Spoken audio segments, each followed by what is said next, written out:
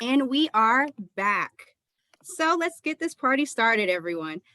Thank you again for being able to be with us today as we are in for a real treat. My apologies. It just likes to have a mind of its own, unfortunately. We are in for a real treat today as we have the lovely Alison Tavik with us, who will be speaking on how to do business in Maryland. So, my name is Kamalia Blunt, and I am one of the WVE Program Coordinators under the Women Platform of Morgan State University's Entrepreneurial Development and Assistance Center. And I will also be your humble Zoom host and facilitator for today's event. Before I introduce and welcome Alison to the virtual stage, allow for me to give you a few housekeeping items. As previously mentioned, this session will be recorded and posted publicly on the EDAC Morgan website, which is already in the chat and will be posted again soon. The Q&A portion of our webinar will occur after the overall presentation. So please put your questions in the chat and we will address as many as we can at the end of today's webinar. Third, please mute yourself upon entry and until the end of the presentation. Other than that, allow for me to introduce to you our speaker for today. Alison Tavik is the Director of Communications and Outreach with the Governor's Office of Small Minority and Women Business Affairs. Her 25+ years of public relations, marketing, and outreach experience in both the public and private sectors make her an excellent resource for small minority women and veteran business owners. In her current role, Tavik oversees a statewide outreach program that reaches over 16,000 entrepreneurs each year. She helps them navigate complicated procurement processes and shares business intelligence tools to help them compete with confidence in the public contracting arena. Her responsibilities include management of the agency's outreach and educational programs, social media channels, web content, media relations, and legislative reporting requirements. Tavik joined the Office of Small Minority and Women Business Affairs in 2012. After 4 years as the Public Relations Manager of the Maryland Department of Transportation's Office of Minority Business Enterprise, the state's official certification unit. We are ecstatic to have Alison be with us today. And so without further ado, please join me in welcoming Alison Tavik to the virtual stage. Well, good afternoon, everyone, and welcome. I really want to thank you, Kamalia, for inviting me here and to be with you today. And I want to thank our guests, too, for taking the time to be here and sharing this time with you. I really think that time is the most precious commodity that we have. So my goal is to make this time be productive. I'm going to give you some insights on doing business with the state of Maryland, and we're going to take a look at the state's veteran procurement program. I'll also share some of the resources available to the small business community. We're going to focus on the slide deck for the presentation, so I'm going to turn my camera off as we roll through that. And then I'll come back with the camera on when Kamalia leads us through our Q&A session. All right, next slide, please.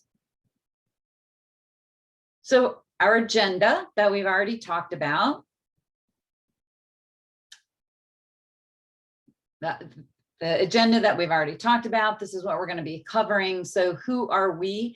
I am with the Governor's Office of Small Minority and Women Business Affairs. We're a unit of the executive branch. And our mission is to connect small businesses to greater economic opportunities. This includes businesses owned by women, minorities, and veterans. Internally, we work behind the scenes with procurement officers to implement the state's 3 socioeconomic procurement programs. Externally, we conduct a statewide outreach program, and we maintain a really robust set of online resources, and we provide free training webinars. You can learn a lot more about us by visiting our website. Be sure to check out the technical training classroom page. That's where you'll find our 2022 schedule of free monthly training webinars. Next slide.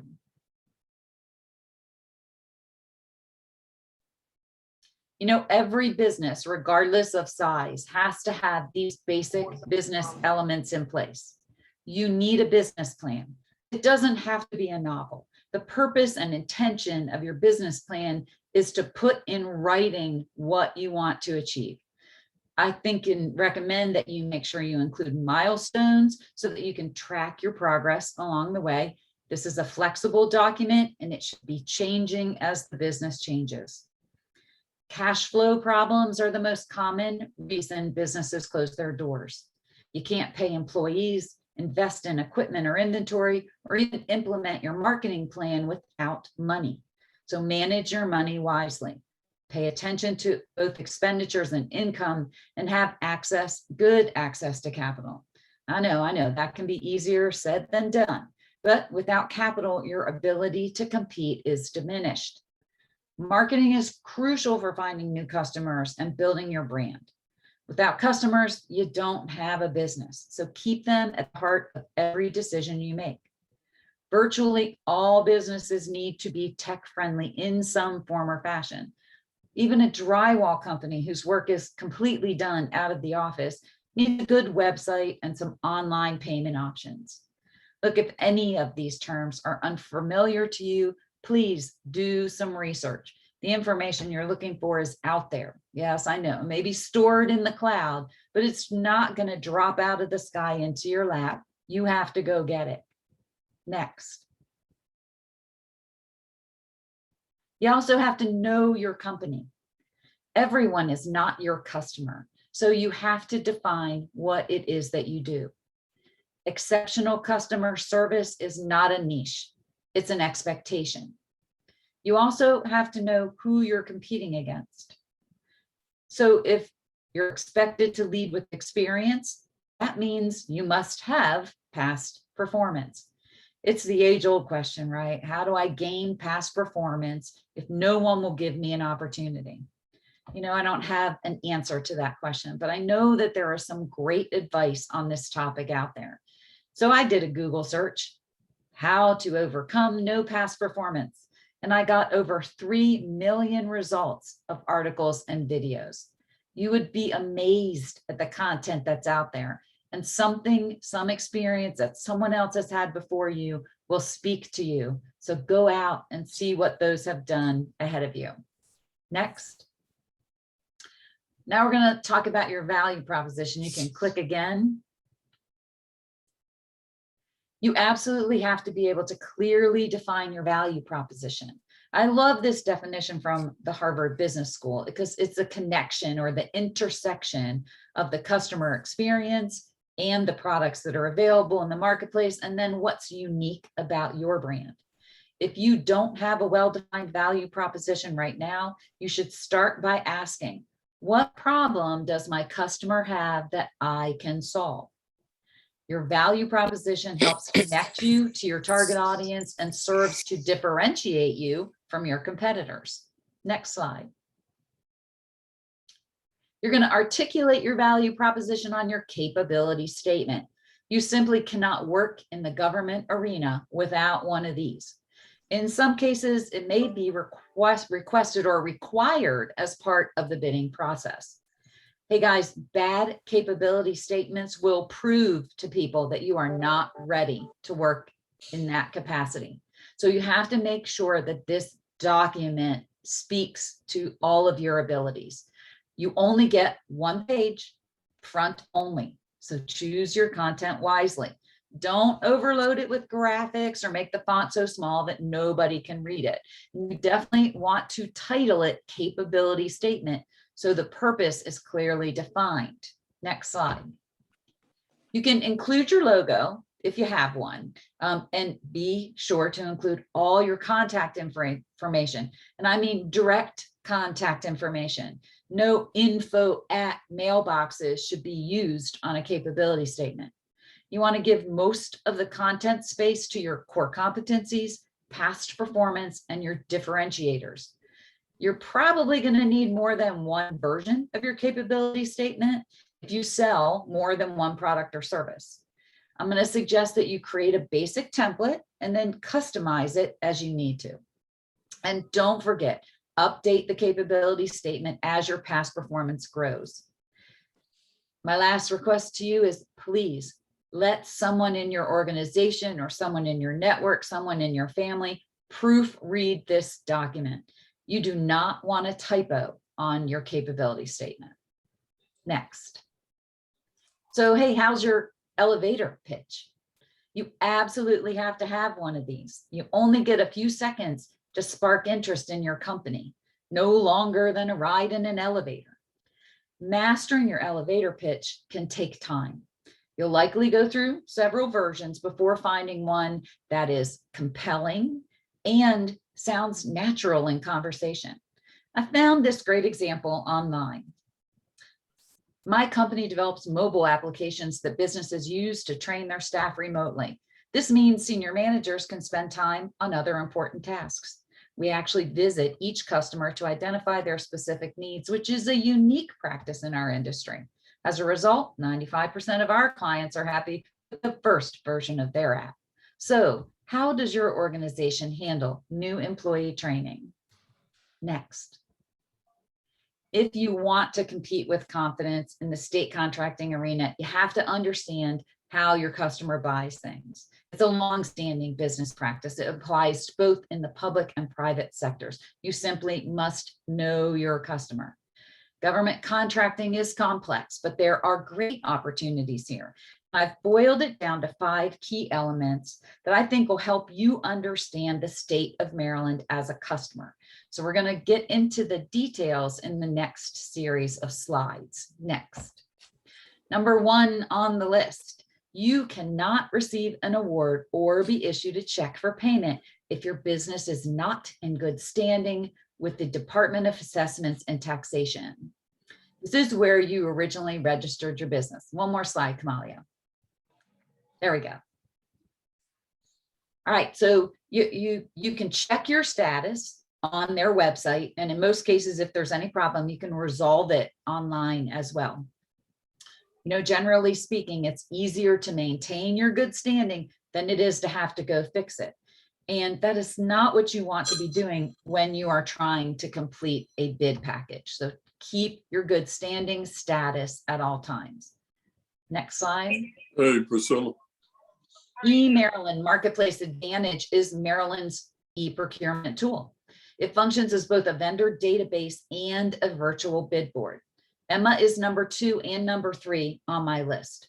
If you want to know which agencies are buying what you sell, Emma is the tool to use. It's free to register as a vendor, and the system will automatically generate notices that are delivered by email to you based on the products and services that you identified in your vendor profile. This online bid platform is also the online certification platform for 2 of our 3 socioeconomic procurement programs. Everything $15,000 and above is posted here. So this is how you monitor the state contracting marketplace. Next. This tool is going to become a complete procure-to-pay system. And eventually, all responses to solicitations will be submitted through Emma. So you have to learn how to use this platform. So you really tap into the tools that are already built into it, or if you need, ask for help through the Emma Help Desk. The only way to do that is by submitting a written question. You're welcome, and they encourage you to share screenshots of any areas that may be an issue. This is a really dynamic team, and they're very responsive. If it requires a phone call, they will contact you by phone. But the start to the Emma Help Desk is an online written message. Next slide. In order to know your customer, one of the things that many small businesses don't understand about the state of Maryland is that you can do business with us regardless of your certification status. We're talking now about items number 4 and 5 on my list. Certification in a socioeconomic procurement program is not a requirement. It is also not a guarantee.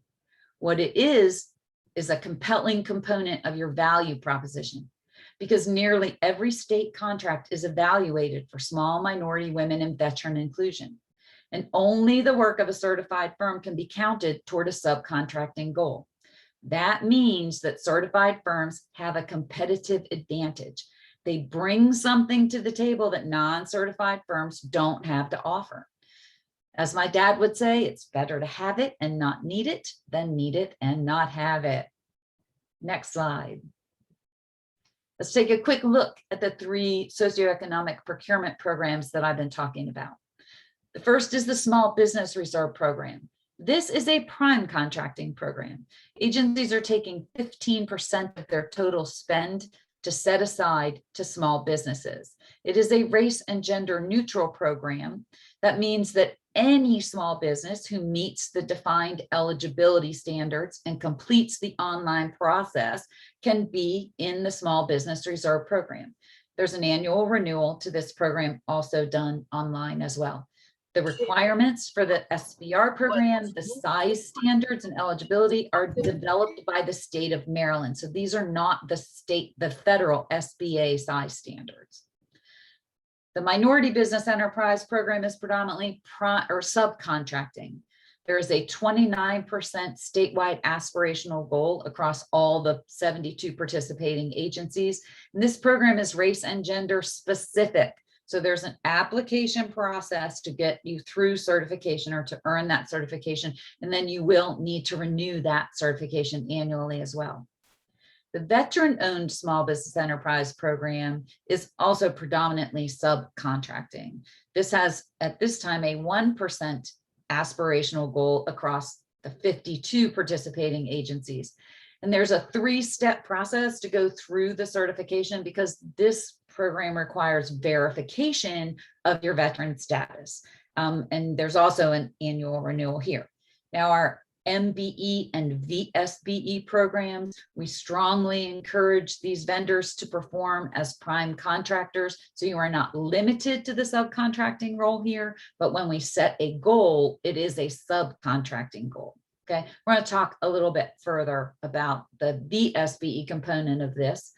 So listen, in 2020 and FY 2020, $1.7 billion was paid to certified firms across these programs. So if you're eligible for any of them or all of them, please consider joining. Because in Maryland's procurement processes, when we designate to the SBR program or set goals for MBE and VSBE, it is done on a contract by contract basis. So the higher enrollment in these programs, the higher goals we can set. If you are already certified, please don't forget to renew. Again, easier to maintain the certification than it is to start all over again. Next slide. I keep using the term procurement, these procurement programs. You know, public purchasing, it's an open and transparent process.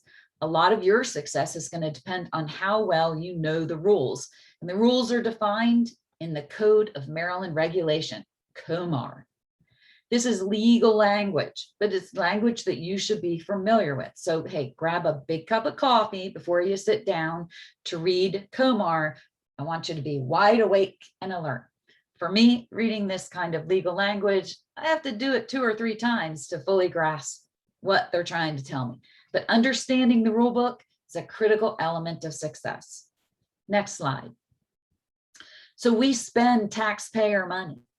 Competition is a very, very critical element of the state procurement process.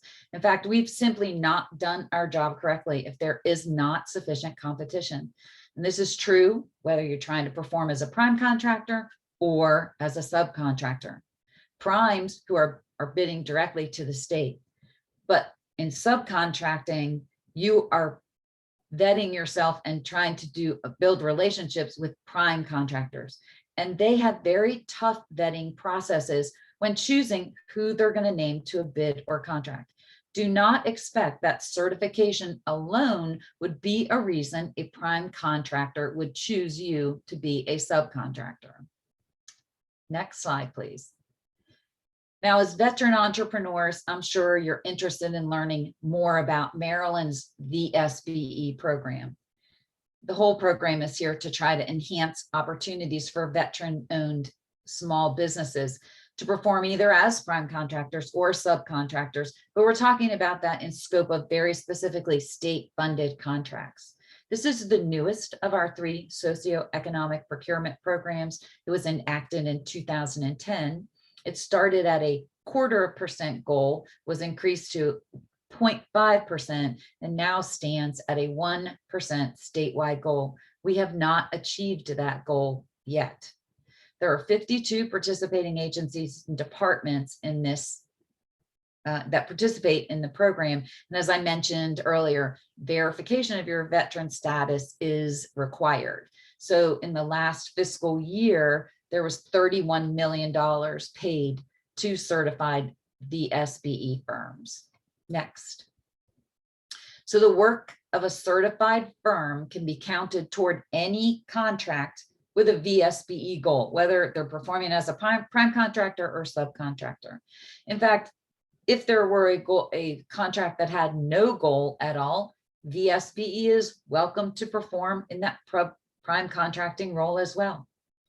If you are certified or you are qualified or you're already in the MBE program, you are able to meet a subcontracting goal through both programs on the same contract.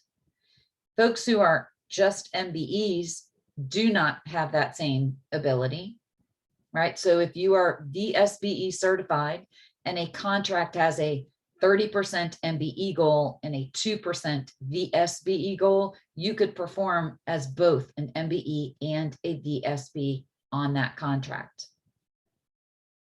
Hopefully the terms that you're seeing on this slide, like IFB and RFPs, master contracts, task orders, I'm hoping that these kind of terms are familiar to you, because it's very important that you speak our language, that you speak the language of your customer.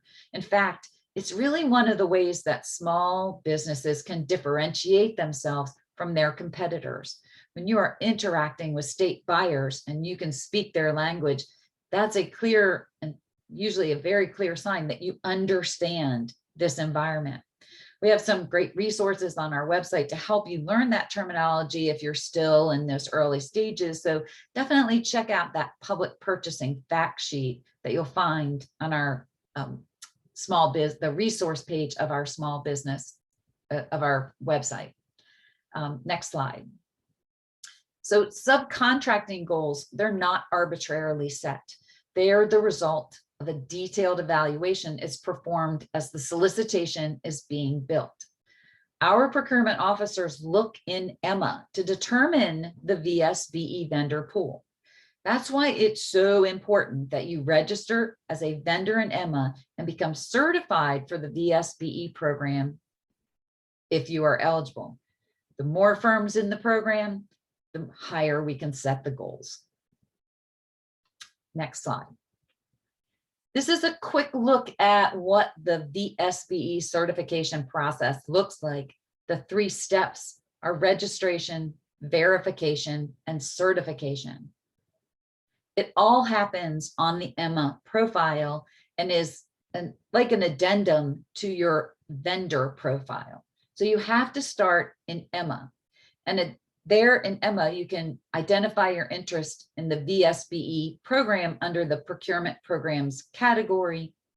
And then you would be given the opportunity to complete the application, which will identify in the system as missing mandatory credentials or documents, and that will lead you over to the document. You also have to verify your veteran status, and there are 2 ways to do this. Previously, prior to 2018, all verification of veteran status was done at the federal level through I think now the proper term is Vet First Verification Program, but it's through the VetBiz directory. We understand that that's a time-consuming and can be an onerous process. So there's also an alternative. You may be verified by the Maryland Department of Veterans Affairs. It is completion of we have an online form. Currently, you download the form, you print it, you fill it in by hand, and you mail it to us. When we can marry your verification to your EMA registration and the completion of the application, assuming you meet all of the criteria, that is how we certify you. So we have to marry those 2 things together. We're working on an enhancement within Emma to allow vendors to upload their veteran verification form. This is going to certainly make the process much easier as we move forward. We're hoping to get that done in the spring and certainly by summer, I would think. Next slide. In the past several years, the VSBE program has really been on the radar of our legislators.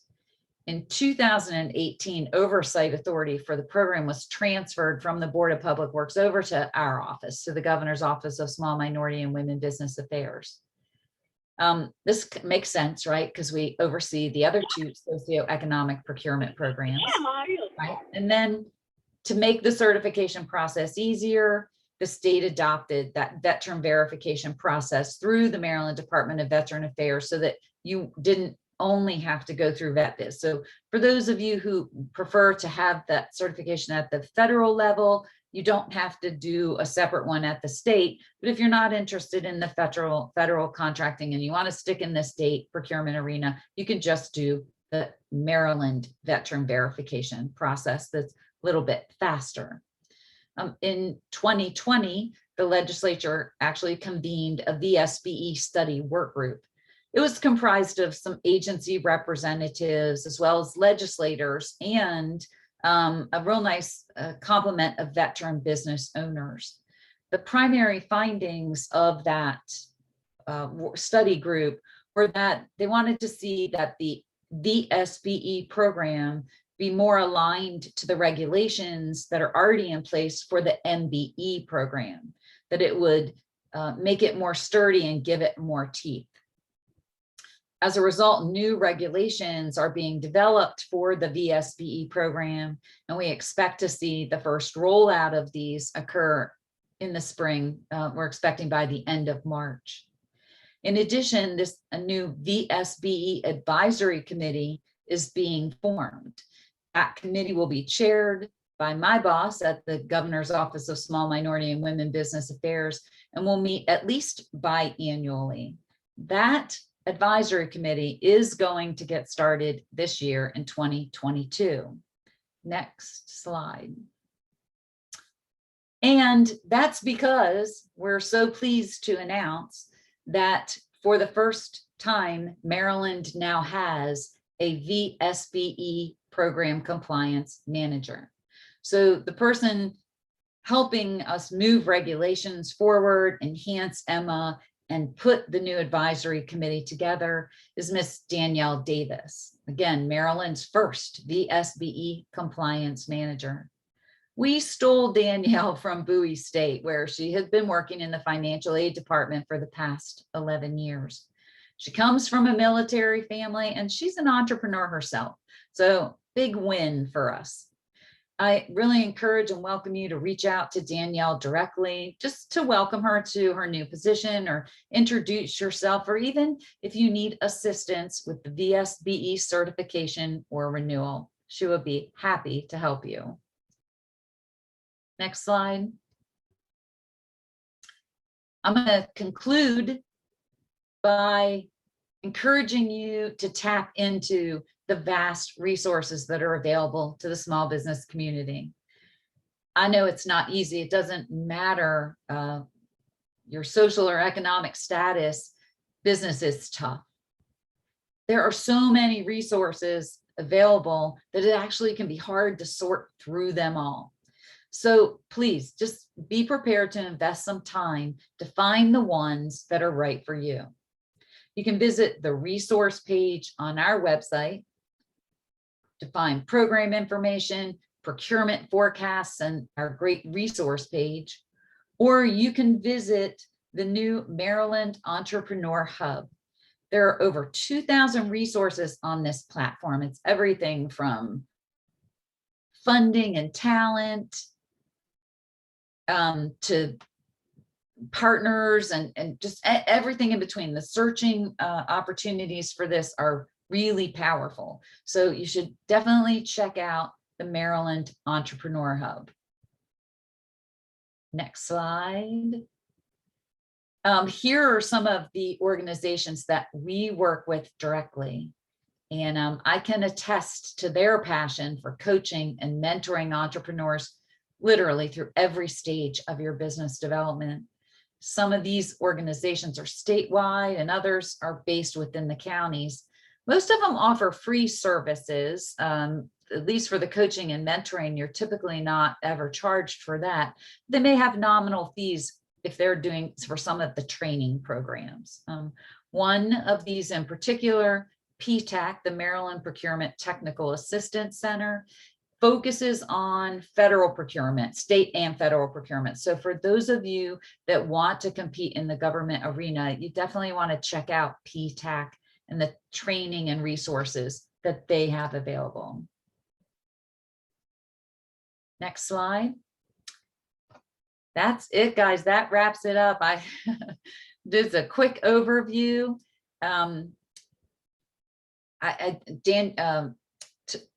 Kamalia is going to, she's been watching to see if you had questions along the way. We can potentially dig deeper into any of the overarching topics that I presented. So I'm going to turn things back over to Kamalia and see what kind of questions you guys may have. All right. Well, I say on behalf of everyone here, thank you so much, Alison, for the data that you shared. This is awesome. And I know we definitely appreciate you spending time with us today. So everyone, while we still have our speaker with us, let's take advantage of this opportunity and we're going to open the floor for Q&A. So if you have a question or if you want to raise your hand and you want to be bold and go out there and ask, this is definitely the time to do so. You can also send them directly to me and I can ask them on your behalf. We did have at least one question come in privately. So Alison, what advice do you have for individuals who are aiming to start or relaunch their businesses in our current economic climate? Is there anything different that should be done now that was not the norm prior to the pandemic? A lot of conditions are different, and I think most of them are pretty clear to us. There are things that, like this platform, we used to do events like this live in a room with you guys, and now these are much more virtual type of events.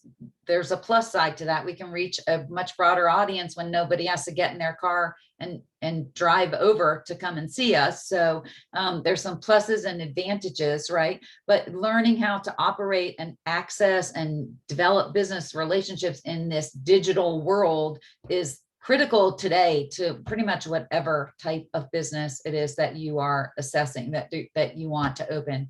I would also say that in the past, I think people just tried to gut it out and do it on their own without help. Don't do that. There are so many resources available to you, and it may take a little bit to find the right one or to connect with the right mentor or counselor, but it's so valuable to have somebody else to sound ideas from, get guidance from. They will share information of how people have done things in the past that you can use to determine, did they learn a bad lesson? Was it a good lesson?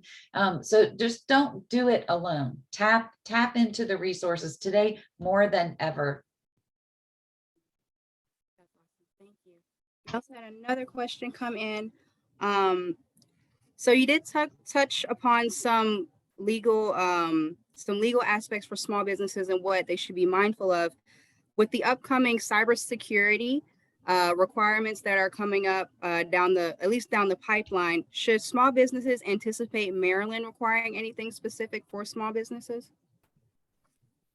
Okay, so I have no expertise in the setup of your business or the legal structure of your business, and whatever type of contracts that you enter into are not privy to the state at all. The only contract that we see is the one that the state signs with a prime contractor.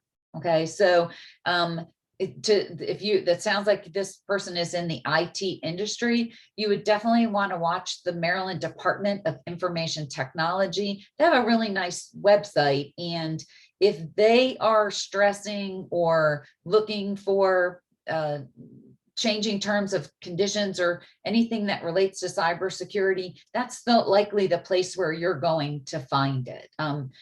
There's a liaison at every agency. that has an MBE program or SBR, all the agencies that comply with those. And from our website, you can find that. Can I try to share my screen and see if I can show you how to navigate there? Let's see. So come on. Yeah. You got it.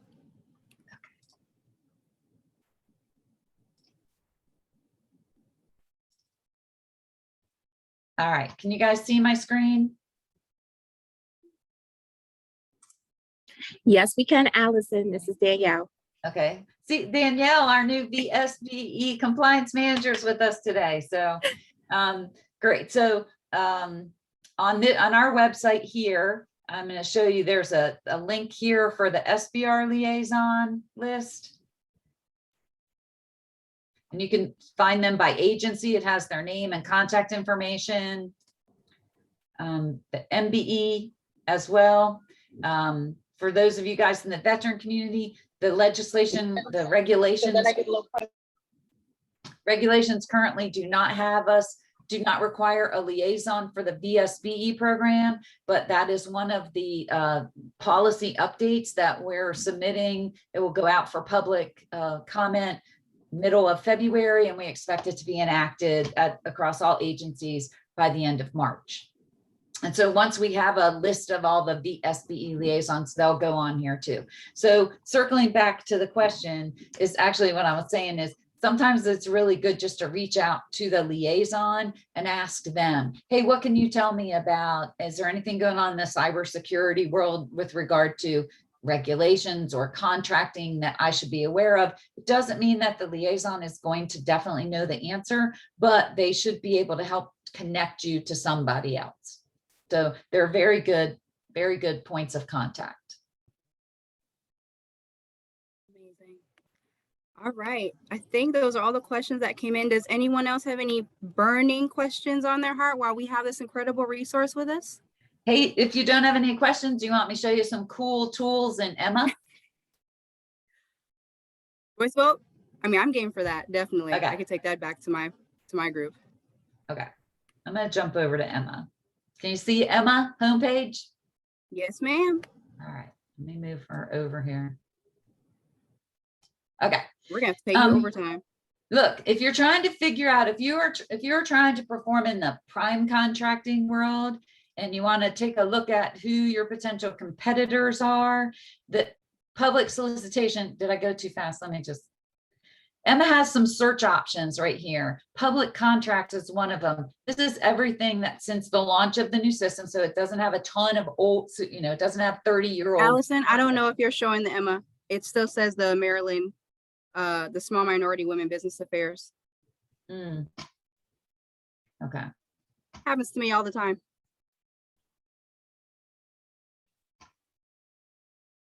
Might have to do a new share. Okay, let me try that. There you go. You're on now. Alrighty. We got it? I Yeah. didn't do anything. I didn't click anything. Okay, so here we are in Emma. All right, so there are some search functions over here, and one is called public contracts.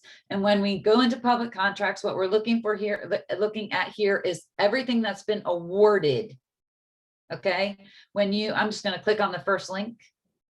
You can see by blue, it's a hyperlink. So now I see that there was a school boundary and redistricting consultation contract. The vendor winning was WXY Architect and Urban Design. It's an individual contract for just under $44,000.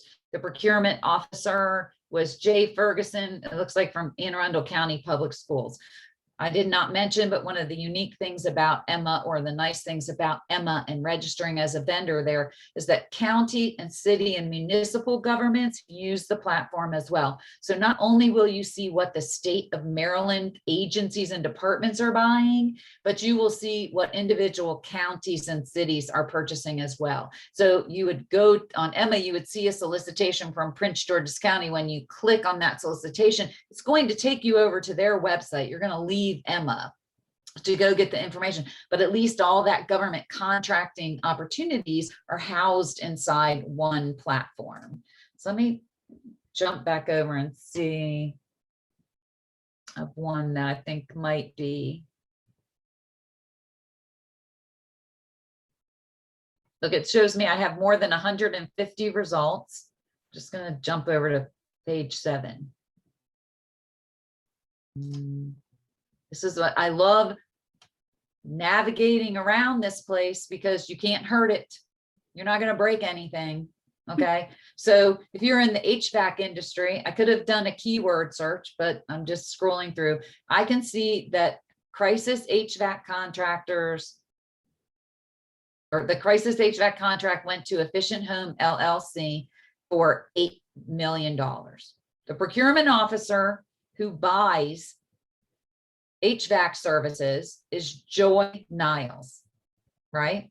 And there's Joy's contact information. If I look at the contact scope at the bottom, I see that the solicitation was managed by the Department of Housing and Community Development. So I've learned some super important things here. If I'm a prime contractor, I'm learning who my competitors are that are winning state contracts. If I bid on this, I really want to see this information because I can see exactly what they're going to be paid for the scope of work. Okay.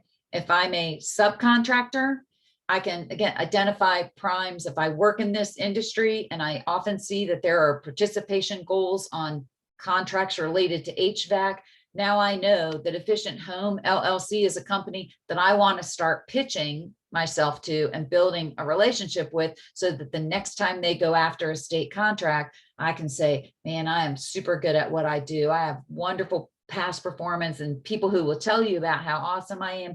I'm really well priced. And oh yeah, I can help you meet your your VSBE goal because I'm certified, right? So I'm bringing that to the table as well. So tons of information in the category of contracts that are already awarded. And again, you can do a commodity, a keyword search. I'm just going to choose the word window. I like window because it'll give me IT stuff. It'll give me window replacements, right? So here's safety and security film. Let's see what that was about. So film to apply to safety and security windows looks like Maryland Public Broadcasting Commission. Vendor was AP Corp, right? Dan Guthrie. Now I know a contact person, right? Dan, I found you while doing some research in Emma, and I see that looks like you're the primary procurement officer. Here's what I do. How can I get in your network, Dan, so that I'm on your radar for any potential solicitations, right? But speaking that language that I mentioned, speaking the same language and saying, hey, Dan, I found you in Emma, right? So Dan understands where you're coming from. Okay. Great. You just had a question come in, but Okay. I'll wait when you're looking. Go ahead. This individual asked, is an account or login required to search public contracts awarded in Emma? No, it's not. Right. So even if you're not registered, remember at the beginning when I went in, I did not log in. I'm just going to go back. I did not log in. It's defaulting to my stuff, but I did not actually hit the login button. All of this information, this is where you would start your new vendor registration, but the solicitations, the public contracts, and the vendor search can all be done with no login, right? So public solicitations, everything that's open now, all right? Keyword again, I'm going to just choose window. I can search. If I want to do an advanced search, and I happen to also be a company that's in the SBR program or VSBE, and I want to look to see, right, tell me stuff with Windows that has a designation, I can do that as well, right? But I only found 2 results that are currently open, right? Window cleaning service and window replacement. Okay, so I can keyword search any way that I want here. You can, there's some categories that relate to the product and service codes used in Emma. Okay, the status is always going to be open, but I can use any of these keyword searches, right?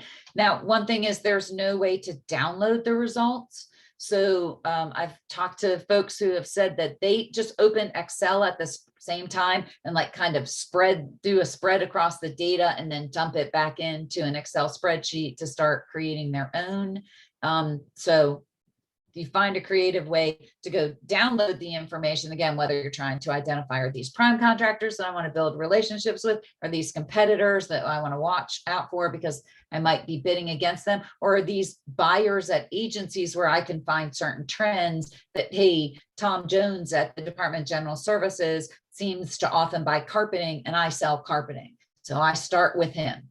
Hey, how do I make sure I'm on your contact list for projects, especially anything below $15,000, because below $15,000 is not published on Emma. And I don't think there's anybody here today that wouldn't be happy to have a $12,000 contract, right? So using tools like Emma to dig in to find people who buy the kind of things that you sell and then do your business development starting with them, that's a great trail. Right? It's certainly better than just the whole wide universe of not knowing where to start, but it takes time and effort and research to do that.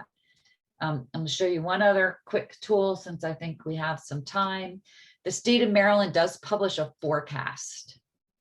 And I'm just doing this the long way, guys, because I don't want to lose the screen. So do you see the website back, the homepage of our website again? Okay, so up here in the program guide, or our top navigation band is the procurement forecast. The procurement forecast is a static document. So agencies tell us by a defined date what they expect to spend in recurring purchases or purchases over $100,000 over the course of a fiscal year. So we have this information typically available in August, and then we publish it in this searchable format, which is able to be downloaded in an Excel database so that you can export the information yourself and then go manipulate it or augment it, or do whatever you would like to do with development of sales leads and business development type of things. The law requires the agencies to tell us that, again, recurring or things over 100,000, but we work hard to build relationships with our colleagues across all the agencies, and they understand, as we do, that smaller pieces of work are also very valuable out there. So many of the contributors to this data set will tell us things below $100,000 threshold as well. So I can actually see on my contract search, I have a few other options other than just that, just the $100,000 and below and above. Okay, so we can choose that 15,000 to 999,000. I would do a search, click my search button. It is now downloaded to the page, but I don't want to look at it like that. I'm going to export it to Excel. All right. Oh, there's, sorry. Let's see if we get this document to open.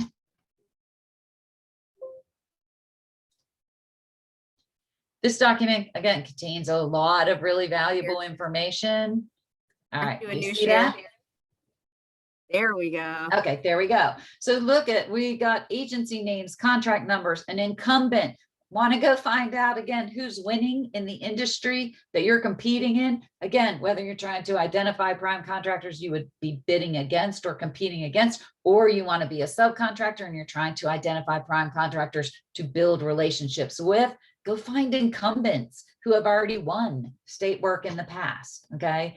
But if there are goals, we're going to see that. We'll find the procurement category, the procurement method, a quick description of the work. Where is the work? If you are in a situation where you only do work on the Eastern Shore, you could sort data by only what's out there in the Eastern Shore. Estimated time frame, estimated value of the contract, the names of the purchasing officers, right? Valuable information. Again, if we're finding that Dante Morrison seems to purchase a lot of engineering services, he would be a valuable contact, right? Good person to know and reach out to. All this kind of information. This is wonderful. And you can, again, do this research, do this on a variety of of search options, including, I said before that Emma should help you identify who buys what you sell, what agencies or departments are making those purchases, even at the higher threshold, the higher dollar levels. And once you find them and you know, oh, there's 3 agencies that are potentially good customers of mine, you can start searching and doing research by the agency. You could just follow those 3 agencies and see what they think is coming up, right? So that you can figure out what kind of relationships to build, what trends to follow. Do things look like 3-year contracting cycles? Are these unique one-time pop-ups that if you missed them, they're gone forever? So it can really be powerful and dynamic information. You have to invest the time to sit down and figure it out. I can't tell you how many times I've done presentations to show these type of pipelines, and I will still get an email that someone will say, okay, I saw that and I watched it, but where's the stuff for me? Yeah, I don't have that. And there's the only person who's going to get that is you, right? But these are the open and transparent tools of procurement that give you the opportunity to do those kind of things. So hopefully you found that kind of cool. I'm amazed at I used to be a marketing professional in the financial industry. And if I had this kind of content available to me on some of the customers and vendor relationships that I was trying to build back then, it would have been very, very helpful. That's incredible. And I'm so glad that you actually took the extra time to walk us through these as well. So this, exactly, Quita, like this is some great information. And even just to have the step-by-step to go through it and have a professional walk you through it is just a different game. I do want to say to everyone, thank you all for being here. If you have questions, what's going to happen is I'm going to send out Alison's presentation, and this webinar, since it was recorded, will be posted publicly onto EDAC Morgan. And then the email of Alison is also, and Danielle as well. She is an incredible resource. She included her email in the chat, but both of their emails are also going to be included in the slide deck that Alison had for us. So other than that, I want to wish you all just the greatest thanks of being here. And I hope you guys have a safe evening. And we will see you all again, hopefully at our upcoming summit, which I will play as we head out. But if you guys have any questions, you can email me. Some of you already have my email, but I can also put it in the chat. Other than that, Alison, do you have any last words to say before we head out and I play this video? No, just guys, do the work. I mean, I know probably members of the veteran community, those of you who have served, thank you for your service. You already get it. Those of you who have been, are part of veteran families, you already get it. But no program eliminates competition, nor does it eliminate the hard work of getting out there and competing and winning. Yeah, so good luck. All right, everyone, as I play this video, you're cool to head out. And thank you all again for coming, and we'll see you next time.